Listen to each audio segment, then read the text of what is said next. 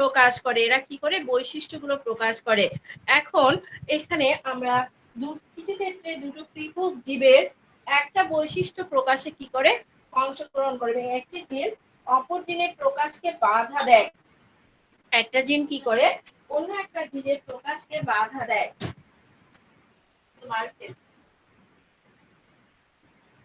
তাহলে অন্য একটা জিনের কি করে বৈশিষ্ট্য, তাহলে এপিস্টাসিস কি, একটা জিন যখন অন্য একটা নন অ্যালিলিক জিনের কার্যকারিতা প্রকাশে বাধা দেয় তখন তাকে বলা হচ্ছে এপিস্টাসিস জিন।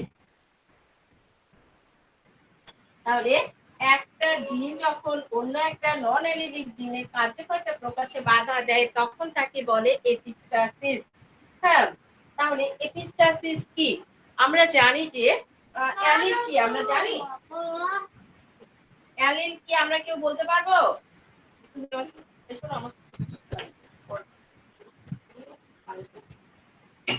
একটা জিন যখন অন্য একটা নন অ্যালিলিক জিনের কার্যকারিতা প্রকাশে বাধা দেয় তখন তাকে বলা হয় হলো কি এপিস্টাসিস। এখন কথা হলো অ্যালিল কি, অ্যালিল হলো একটা ক্রোমোজোমের নির্দিষ্ট লোকাসে অবস্থান করা জিন জোড়ার একটা একটিকে অপরটির অ্যালিল বলে। তাহলে নন অ্যালিলিক কারা, এরা নির্দিষ্ট লোকাসে অবস্থান করবে না, এ কারণে এদেরকে তাদেরকে বলা হচ্ছে নন অ্যালিলিক। তাহলে এপিস্টাসিস কি,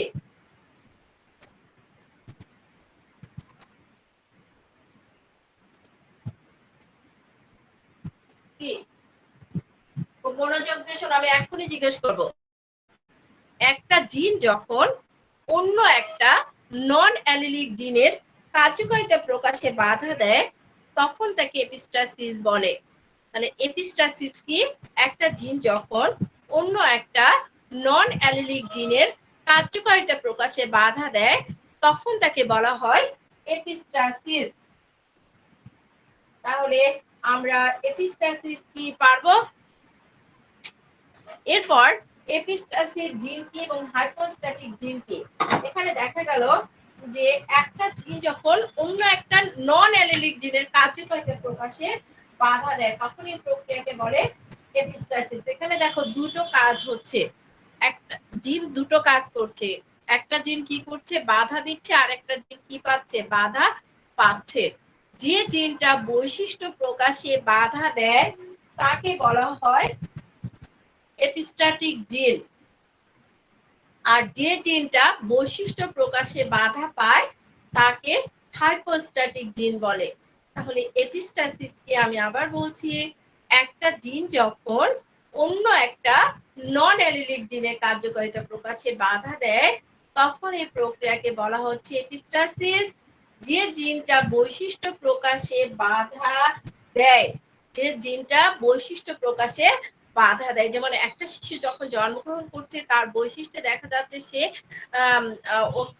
সে কি সাদা হয়ে জন্মগ্রহণ করছে, কিন্তু এখানে সে হয়তো কালো হয়ে জন্মগ্রহণ করতে পারতো, তখন একটা জিন কি করেছে তার বৈশিষ্ট্য প্রকাশে বাধা দিয়েছে, সেটাকে বলা হচ্ছে এপিস্টাসিস জিন। আর যে জিনটা বৈশিষ্ট্য প্রকাশে বাধা পায় তাকে বলা হয় হাইপোস্ট্যাটিক জিন।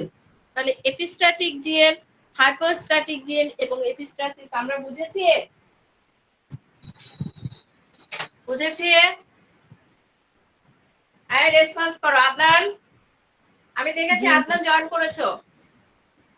আদনান, জি জি ম্যাম।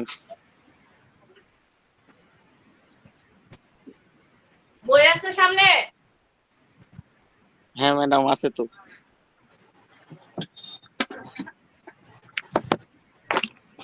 তাহলে বলো এপিস্টাসিস জিন কি? ম্যাডাম খুঁজতেছি ম্যাডাম, এক মিনিট। হ্যাঁ, ম্যাডাম এতক্ষণ বললো যে জিন বৈশিষ্ট্য প্রকাশে বাধা পায়, বাধা দেয় তাকে বলে এপিস্টাসিস জিন, আর যে জিনটা বাধা পায় তাকে বলা হয় হাইপোস্ট্যাটিক জিন। এই কথাটা বলা যাবে না? এখন বলো।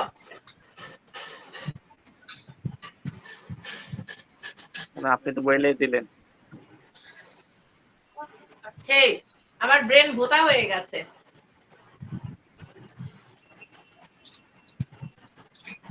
মাহি বলো তো, তোমার মিউট করো তুমি।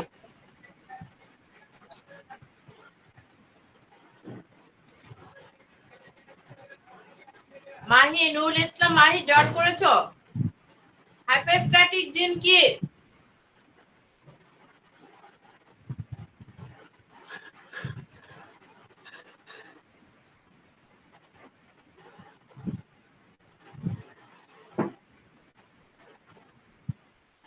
রেসপন্স না করলে তো পড়ায় মনোযোগ পাওয়া যাবে।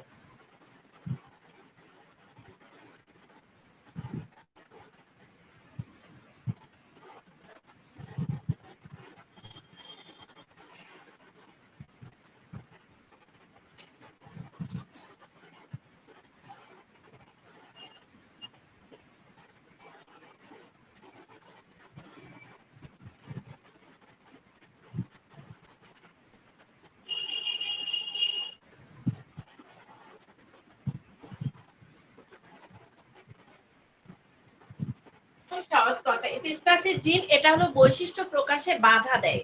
এই জিনটা কি করে? বৈশিষ্ট্য প্রকাশে বাধা দেয়, সেটাই হলো এপিস্টাসিস জিন।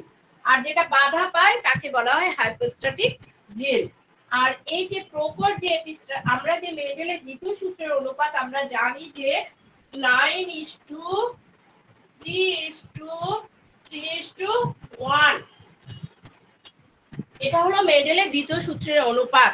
আর এই মেন্ডেলের দ্বিতীয় সূত্রের অনুপাতকে এটা পরিবর্তন করে প্রকট এপিস্টাসিসের কারণে এটা পরিবর্তিত হয়ে এর অনুপাত কত হয়?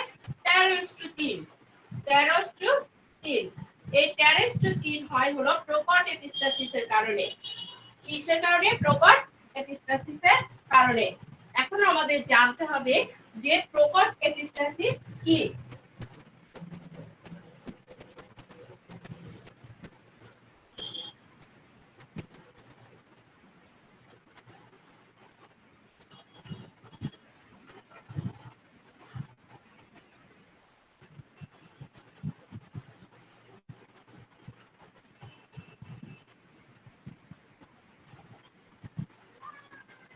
প্রকট এপিস্টাসিস কি? যখন একটা জিন অন্য একটা নন অ্যালিলিক প্রকট জিনের, একটা জিন যখন অন্য একটা নন অ্যালিলিক প্রকট জিনের কার্যকারিতা প্রকাশে বাধা দেয়, তখন তাকে কি বলা হয়? প্রকট এপিস্টাসিস। তাহলে প্রকট এপিস্টাসিস কি? একটা জিন যখন অন্য একটা নন অ্যালিলিক প্রকট জিনের কার্যকারিতা প্রকাশে বাধা দেয়, তখন তাকে কি বলা হয়? প্রকট এপিস্টাসিস।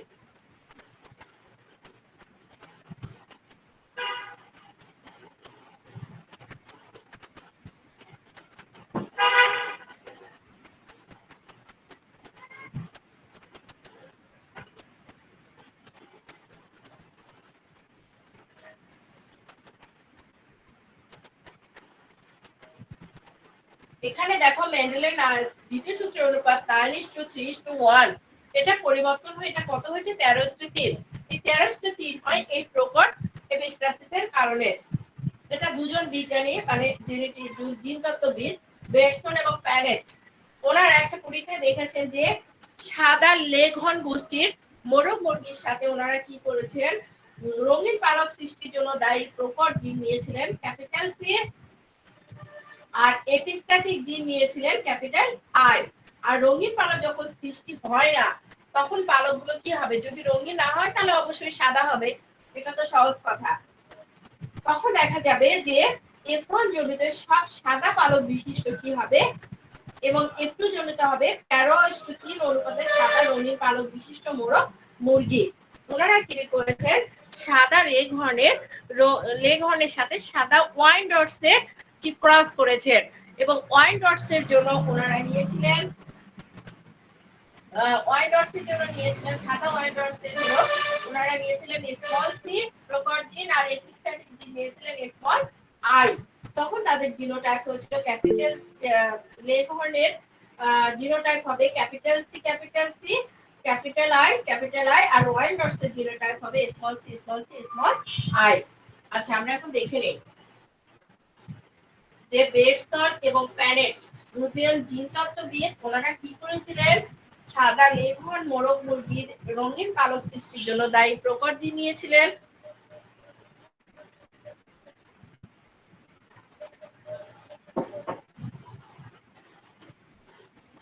তাহলে প্রথমে আমরা ধরে নেই জিনতাত্ত্বিক ব্যাখ্যা আমাদের করতে হবে।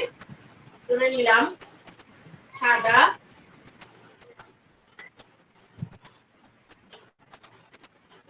লেঘর্নের রঙিন পালকের জন্য, রঙিন না লিখলেও সমস্যা নেই, পালকের জন্য দায়ী জিন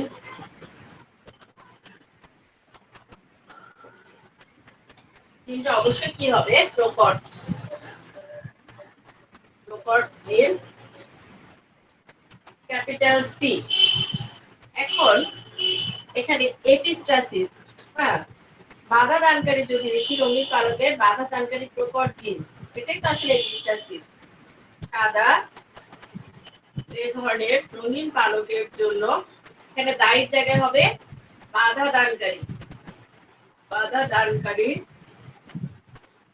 দানকারী প্রকট জিন ক্যাপিটাল আই। এখন আমরা লিখব ওয়াইন ডটস, সাদা ওয়াইন ডটস, ওয়াইন ডট ডটে বাকি ডটে রেখে দেন রঙিন পালকের জন্য দায়ী জিন সাদা ওয়াইন ডটে লিখি এটা রঙিন পালকের জন্য দায়ী প্রকট জিন হলো স্মল সি। সাদা ওয়াইন ডটে রঙিন পালকের জন্য বাধা দানকারী প্রকট জিন,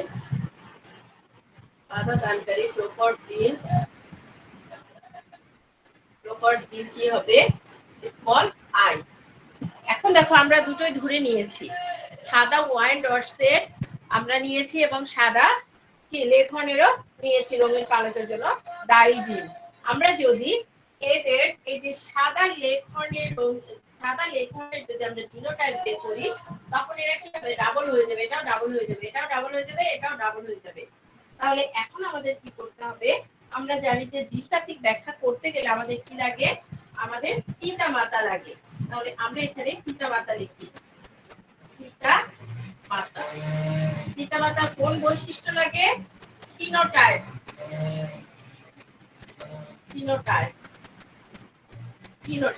মানে পিতা হলো কেমন, সাদা লেঘর্ন, মা কেমন, সাদা ওয়াইন ডটস, ওয়াইন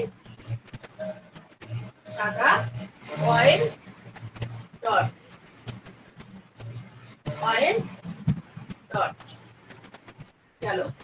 এখন দেখো যে জিনোটাইপ, এখন আমরা জিনোটাইপ আমরা জানি এই যে ক্যাপিটাল সি, হ্যাঁ, সাদা লেখনের জন্য প্রকট জিন, এটা ডাবল হয়ে যাবে ক্যাপিটাল সি, ক্যাপিটাল আই।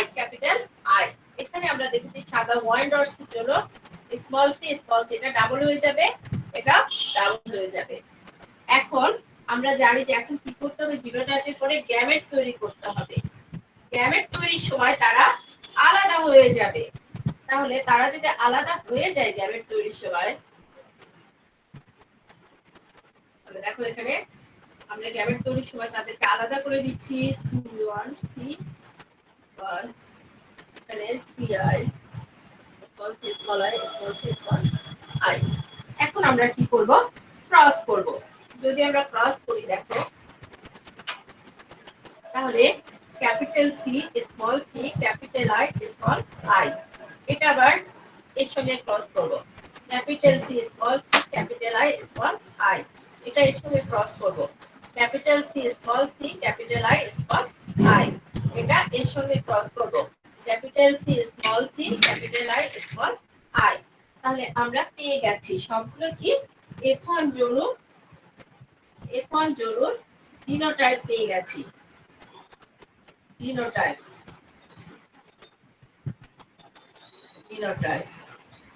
তাহলে জিনোটাইপ পেলাম। এখন ফিনোটাইপ কি হবে? F1 জরুর সবগুলোই সাদা। ফিনোটাইপ হবে সবগুলো সাদা, সবগুলো সাদা। আচ্ছা, ওবি জয়েন করেছো? কে কে জয়েন করেছে একটু দাঁড়াও। আচ্ছা, রাফি জয়েন করছে, সাদিয়া, জারিন, ঐশী, আদনান, স্পর্শ। এই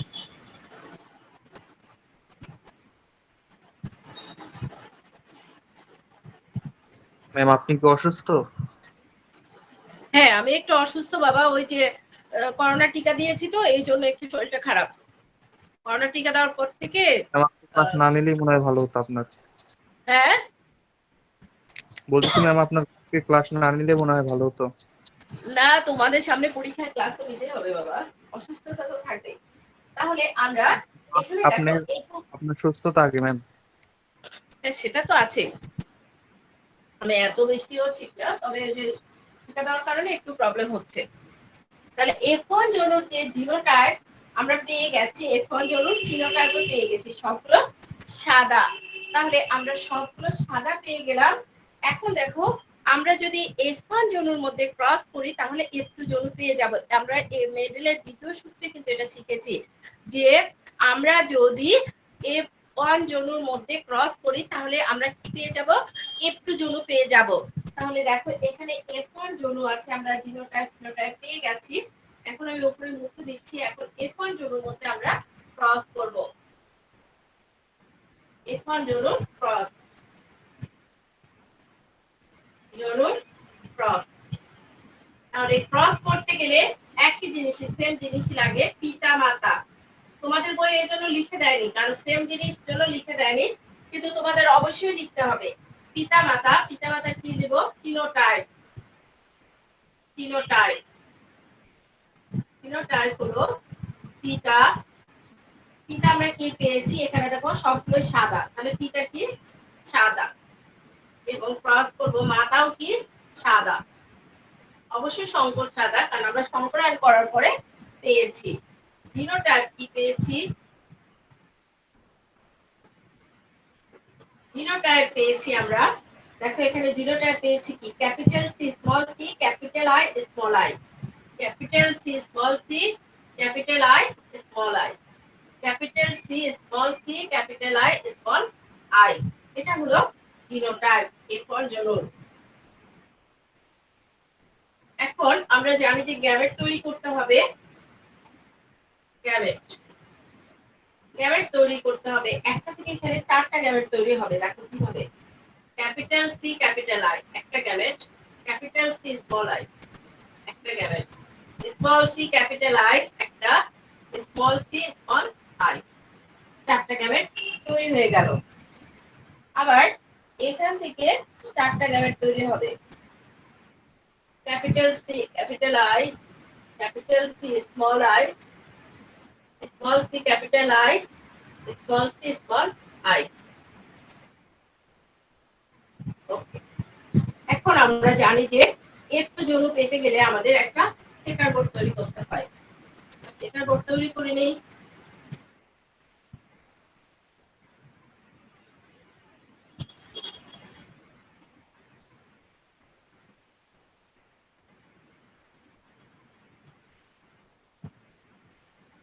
তাহলে আমরা F2 জনু তৈরি করে নিলাম।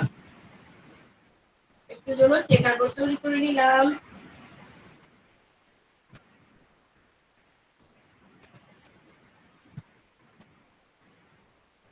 এখানে F2 জনু, এটা অবশ্যই F2 জনু আমরা লিখে দিলাম।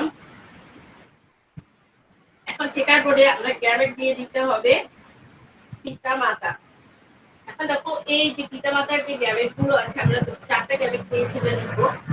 এই 4টা আগে লিখে নিই। Capital C capital I, capital C small I, small C capital I, small C small I. এখানে এই গ্যামেট গুলো লিখে নিব। তাহলে capital C capital I, capital C small I, small C capital I, small C small I. এখন আমরা cross করব। তাহলে দেখো আমরা ক্রস করব capital C capital C capital I capital I. এটা অবশ্যই সাদা। Capital C capital C capital I small I, এটাও সাদা। কারণ এখানে এটাও প্রকট বৈশিষ্ট্য, শুধু এইটা প্রচ্ছন্ন একটা বৈশিষ্ট্য। তাহলে capital C small C capital I capital I, এটা হলো সাদা। Capital C small C capital I small I, এটা হবে সাদা, কারণ এখানে ক্যাপিটাল সি এবং ক্যাপিটাল আই আছে। এরপর দেখো capital C capital C capital I small I, এটাও হবে হলো সাদা। Capital C capital C small I, এটা হবে হলো রঙিন, কারণ আই হলো। এরপর capital C small C capital I small I, এটা হবে হলো সাদা। Capital C small C small I, এটা হবে রঙিন, কারণ দুটো স্মল আই আছে। এখন দেখো capital C small C capital I, এটা অবশ্যই সাদা। Capital C small C capital I small I, এটাও সাদা। তাহলে capital C small C capital I, এখানে দুটো ক্যাপিটাল আই আছে, এটাও হবে সাদা। সাদা। Capital C small C capital I small I, এটাও হবে সাদা, কারণ ক্যাপিটাল আই আছে, একটা স্মল আই আছে। তাহলে capital C small C capital I small I, এটাও হবে সাদা। Capital C small C capital I small I, এটাও সাদা।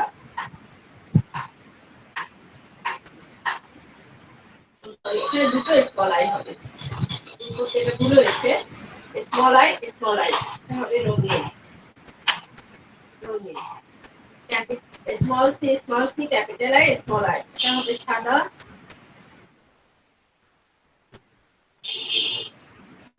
স্মল সি ক্যাপিটাল আই, দুটো একরকমই হয়ে গেছে, এই জন্য এখানে হবে সাদা। তাহলে আমরা সাদা পেয়েছি কয়টা?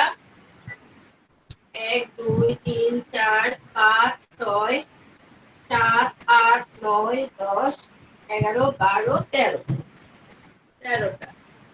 রঙিন পেয়েছি 1 2 3, তাহলে অনুপাত কত? অনুপাত 13:3। তাহলে দেখো আমরা মেন্ডেলের সূত্রে অনুপাত আমরা জানি যে 9:9:3:1।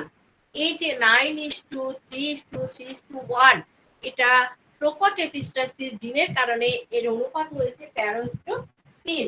আর এই যে 13:3 যে আমরা পেলাম, হ্যাঁ, এখানে আমরা দেখলাম যে এখন একটা সাদা পালক লেনহর্নের সাথে সাদা ওয়াইন্ডার্সে যখন ক্রস ঘটালাম, তখন প্রথম বংশধরে আমরা সবগুলোই পেয়েছিলাম সাদা। আর একটু জড়িতে গিয়ে সাদা রঙের পরিবর্তন ঘটে আমরা সাদা রঙিন উভয় ধরনের পেয়েছি, পেয়ে অনুপাত দাঁড়িয়েছে 13:3।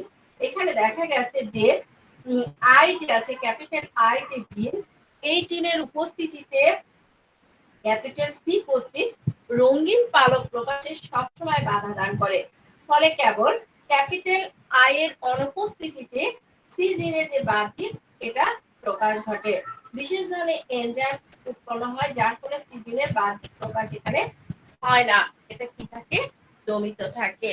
এটা হলো এপিস্টাসিসের এবং এই এপিস্টাসিস প্রকট এপিস্টাসিসের কারণে অনুপাত 13:3 আমরা দেখলাম। আমরা কি বুঝেছি? কিবরিয়া বুঝেছো? জি ম্যাম, একটু একটু বুঝছি। বইটা খুলতে হবে, হ্যাঁ, তাহলেই বোঝা যাবে, কারণ মেন্ডেলের সূত্রগুলো বুঝলে এগুলো সহজ। এরপরে আছে আমাদের দ্বৈত প্রচ্ছন্ন এপিস্টাসিস। দুটো ভিন্ন লোকাসে অবস্থিত দুটো প্রচ্ছন্ন অ্যালিল যখন কি হয় পরস্পরের প্রকট অ্যালিলকে নির্দিষ্ট বৈশিষ্ট্য প্রকাশে বাধা দেয়, তখন তাকে বলা হচ্ছে দ্বৈত প্রচ্ছন্ন এপিস্টাসিস। আমরা এর আগে দেখেছিলাম প্রকট অ্যালিল, আর এখানে কি হবে প্রচ্ছন্ন অ্যালিল যখন কি হয় পরস্পরের প্রকট অ্যালিলকে, হ্যাঁ, আমরা দুটো ভিন্ন লোকাসে অবস্থিত দুটো প্রচ্ছন্ন অ্যালিল যখন পরস্পরের প্রকট অ্যালিলকে নির্দিষ্ট বৈশিষ্ট্য প্রকাশে বাধা দেয়, তখন তাকে বলা হচ্ছে দ্বৈত প্রচ্ছন্ন এপিস্টাসিস।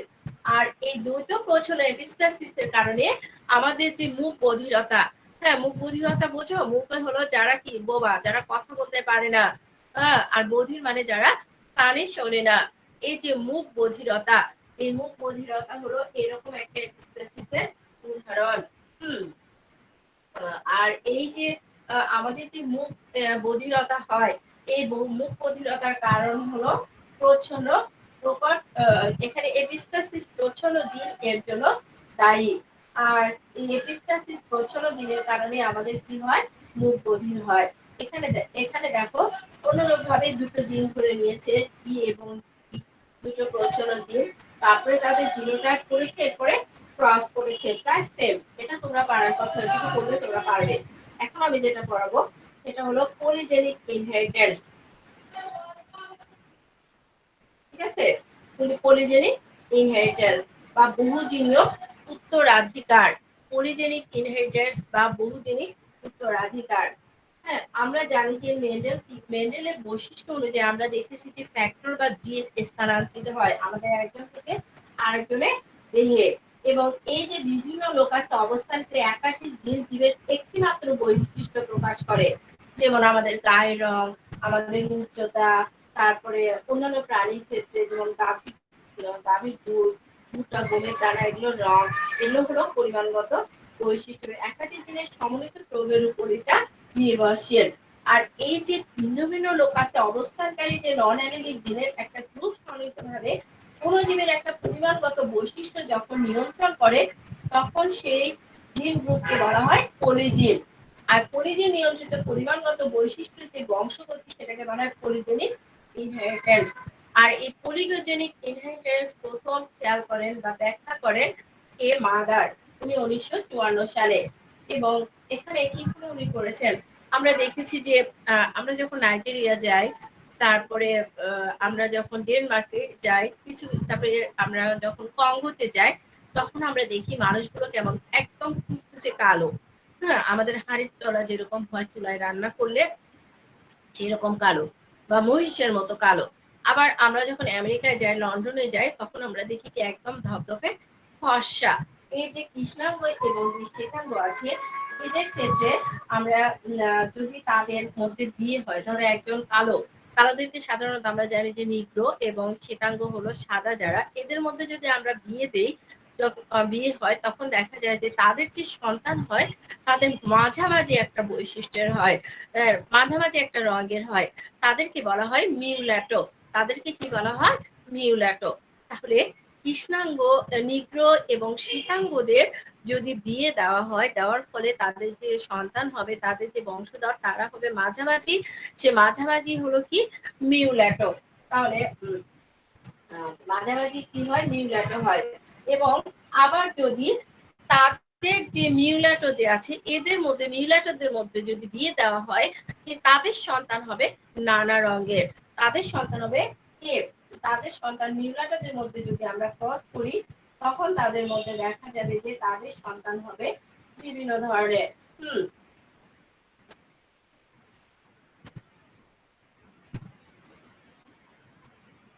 আর এই যে মিউল্যাটো যে হলো, এই মিউল্যাটোদের হলো এটা কেমন, মিউল্যাটোরা হলো পলিজেনিক ইনহেরিটেন্স এর বা পলিজেনিক যে বহুজনিক যে উত্তরাধিকার, এটার একটা উদাহরণ।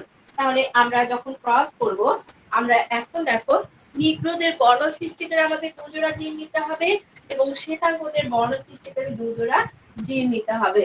তাহলে আমরা এই যে কৃষ্ণাঙ্গ এবং শ্বেতাঙ্গ মহিলার মধ্যে যখন আমরা বিয়ে দিলাম, ক্রসের ফলে পেলাম আমরা কে মিউল্যাটো পেলাম মাঝামাঝি ধরনের। আবার মিউল্যাটোদের মধ্যে মানে মিউল্যাটোর সঙ্গে মিউল্যাটোর যখন বিয়ে হলো, তাদের মধ্যে যদি আমরা ক্রস করি তাহলে নানা রঙের গায়ের রং বিশিষ্ট মানুষ এখানে দেখা যাবে। এবং এসব জিনের ক্ষেত্রে কোনো প্রকটতা নেই।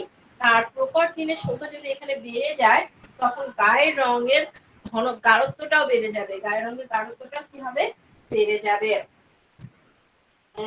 এখানে একজন বিজ্ঞানী সিবি ড্যাভেনপোর্ট 1913 সালে নিগ্রো এবং শ্বেতাঙ্গদের গায়ের রঙের বংশগতি দুজোড়া জিন দিয়ে নিয়ন্ত্রণটা ব্যাখ্যা করেন এবং তাদের যে বর্ণ সৃষ্টিকারী জিন রয়েছে যা মেলানিন মেইনরি প্রাণীর ত্বকে অবস্থিত কালো এবং গাঢ় বাদামি বর্ণের রঞ্জক এটা সঞ্চয়ে সাহায্য করে এবং এসব জিনেরও প্রকটতা দেখা যায় না। যদি প্রকটতা দেখা যেত তাহলে কি হতো, আরো গাঢ় হতো।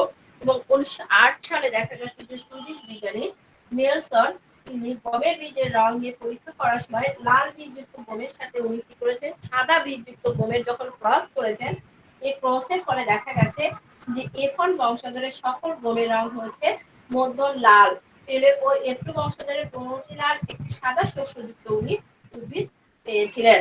তাহলে আমরা এখন এই যে পলিজেনিক ইনহেরিটেন্সের যে জিনতাত্ত্বিক ব্যাখ্যা আমরা এটা শিখবো। তাহলে আমরা জানি যে প্রথমে কি বলেছিলাম, আমরা নিগ্রোদের সঙ্গে শ্বেতাঙ্গদের বিয়ে দেওয়া হয়েছিল এবং তাদের মধ্যে ক্রস করা হয়েছিল। যদি কৃষ্ণাঙ্গ নিগ্রো এবং শ্বেতাঙ্গদের মধ্যে বিয়ে দেওয়া হয়, তাদের যদি ক্রস করানো হয়, তাদের সন্তান হবে কেমন, মিউল্যাটো। তাহলে আমরা এটা খেয়াল করি।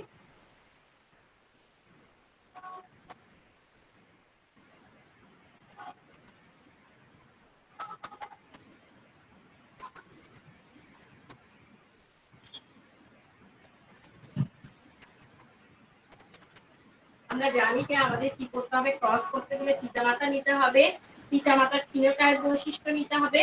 আমরা প্রথমে পিতা কেমন, নিগ্রো, নিগ্রো পিতার সঙ্গে মাতা কেমন, শ্বেতাঙ্গ, শ্বেতাঙ্গ, এটার ক্রস করব। তাহলে আমরা জানি যে এখানে জিনোটাইপ যেটা ধরে নিব আমরা জোড়ায় জোড়ায় ধরে নিব। তাহলে আমরা এই যে নিগ্রোদের জন্য আমরা জিন নিব হলো V1 জোড়া জিন নিতে হবে এবং V2। তাহলে নিগ্রোদের জন্য যদি এটা নেই, তাহলে নিগ্রোদের জিনোটাইপ কি হবে, V1 কারণ ডাবল হয়ে যাবে, V2 অনুরূপভাবে এটা হলো নিগ্রো, নিগ্রোদের জন্য এই জিন ধরে নিলাম। আর শ্বেতাঙ্গদের জন্য মাঝে শ্বেতাঙ্গ, শ্বেতাঙ্গ ধরে নিব স্মল v1 স্মল v2। তাহলে এটা কি হয়ে যাবে, ডাবল হয়ে যাবে, v1 v2 v2।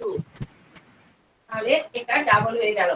এখন যদি আমরা গ্যামেট তৈরি করি, গ্যামেট তৈরির সময় তারা কি হয়ে যাবে, আলাদা হয়ে যাবে। তাহলে v1 v2, এখানেও v1 v2 আলাদা হয়ে গেল, v1 v2 v1 v2 এটা আলাদা হয়ে গেল। এখন আমরা ক্রস করব, ক্রস করলে প্রথম বংশধর পেয়ে যাব। এটা একটা ক্রস করি, তাহলে F1 জনু জিনোটাইপ,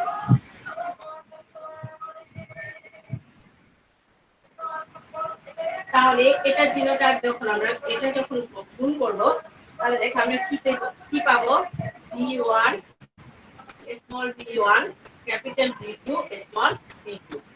এটা এটার সঙ্গে গুণ করি, v1 small v1 capital v2 small v2। এটা এটার সঙ্গে ক্রস করব, v1 small v1 capital v2 small v2। এটা এটার সঙ্গে ক্রস করব, v1 v1 v2 v2।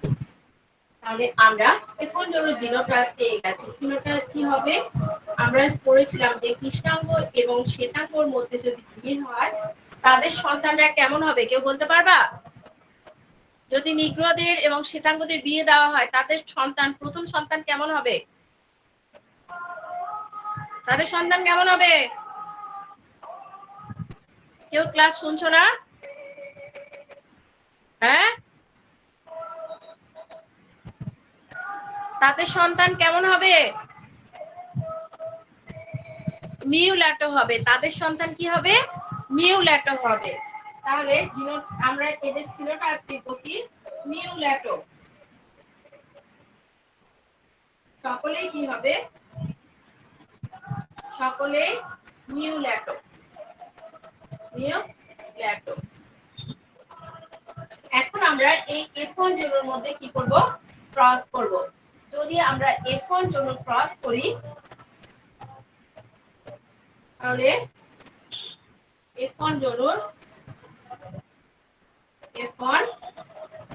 Cross জোড় সরি উপরে লিখছি না, হলে জায়গা হবে না, এগুলো মুছাই দিলাম।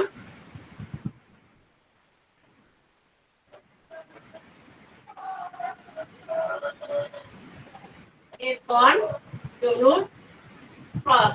আর F1 জোড়তে আমরা কি পেয়েছি? সব মিউল্যাটো পেয়েছি।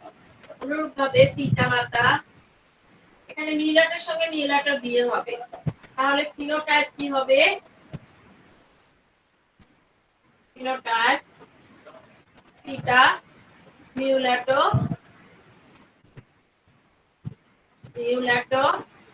ক্রস, মাও হবে মিউল্যাটো।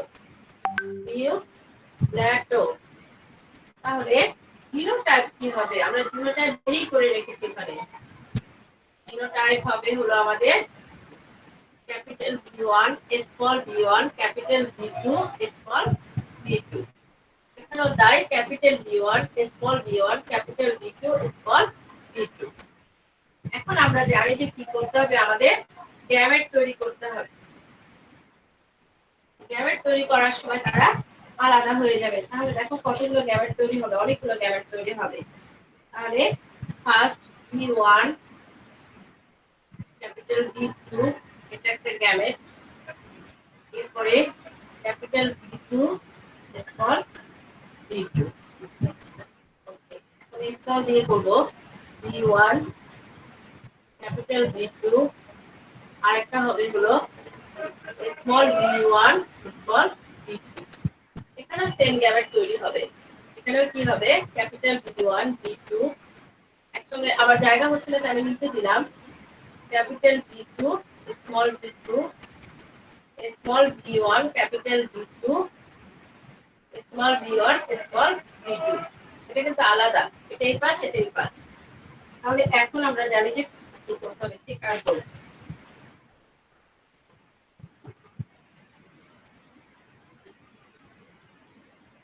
চেকার বোর্ড করার সময় এখানে আমাদের গ্যামেট দিতে হবে।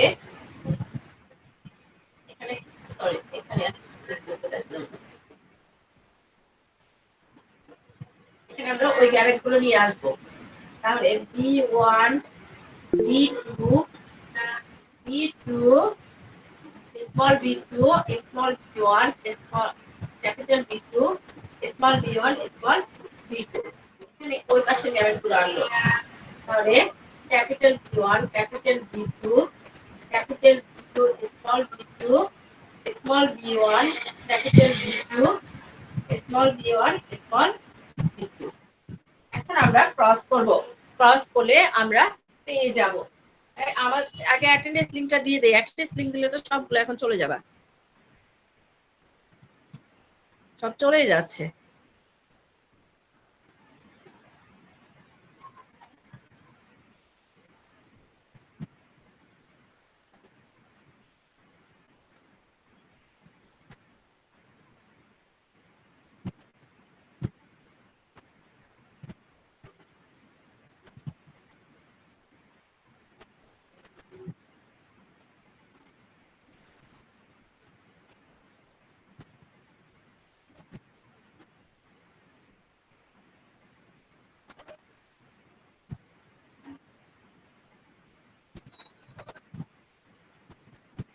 তোমাদের অ্যাটেন্ডেন্স লিংক দিয়ে দিয়েছি। তাহলে আমরা এখন এটা কি করব? ক্রস করব। কৃষ্ণাঙ্গ কতজন, শ্বেতাঙ্গ নিগ্রো কতজন, আমরা এটা আমরা সে নিগ্রো এবং শ্বেতাঙ্গ কতজন আমরা দেখবো, মিউলাটা কতজন আমরা এটা দেখবো। তাহলে প্রথমটা যদি আমি ক্রস করি B1 capital B1 B2 B2, এটা একদম চোখ বন্ধ করে নিগ্রো নিগ্রো, তাহলে এটাও B1 B2 B2 small B2, এটা হবে গাঢ় বর্ণ, গাঢ় বর্ণ B1 B2 B2 small B1, এটা হবে হলো এটাও গাঢ় বর্ণ, গাঢ় বর্ণ। এরপর capital B1 capital B2 small B1 small B2, এটা হবে হলো মিউলাটো, আর এটা মিউলাটোর জন্য মিউলাটো মিউলাটো, এটা মিউলাটো। আচ্ছা সবাই চলে যাচ্ছে, এটা ক্রস করে নিবা বাসায়। ক্রস করার ফলে তোমরা দেখবে যে এটার অনুপাত কত আসবে, 1:4:6:6:6:1, ঠিক আছে? তো তোমরা এটা দেখে নিবা। হ্যাঁ, এ পর্যন্ত পড়বা। তাহলে ওকে, আল্লাহ হাফেজ, আসসালামু আলাইকুম।